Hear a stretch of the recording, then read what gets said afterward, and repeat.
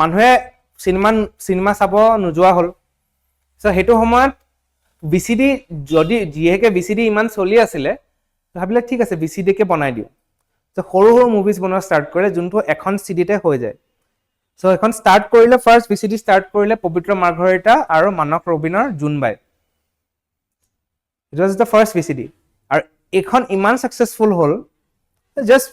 1 ঘণ্টা 1.5 ঘণ্টা মানৰ সৰু মুভি এখনৰ নিচিনা শৰ্ট মুভি এখনৰ নিচিনা বাট গানকেইটা পুৰা ফেমাছ হৈ গ'ল আৰু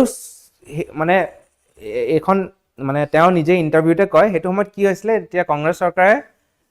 যিসকলে মেট্ৰিকত ফাৰ্ষ্ট ডিভিজন পাইছিলে সিহঁতক কম্পিউটাৰ দিছিলে আমিও পাইছিলোঁ কম্পিউটাৰ দিছিলে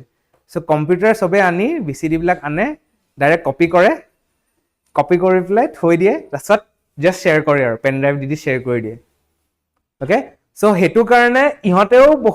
ইহঁতৰো বহুত প্ৰব্লেম হ'ল কিন্তু উল্টাই ইহঁত পপুলাৰো বহুত বেছি হৈ গ'ল স্প্ৰেড হৈ গ'ল ন বহুত ইজিলি বস্তুটো যিমানে ইজিলি স্প্ৰেড হয় সিমানে বস্তুটো ফেমাছ হয় সিহঁতে তাৰ পৰা কমাৰ্চিয়েল গেইন নকৰিব পাৰে কিন্তু সব মানুহে চিনি পোৱা হৈ গ'ল চ' নেক্সট DVDখন যেতিয়া ওলায় আৰু হিট হৈ যায় চ' তেনেকে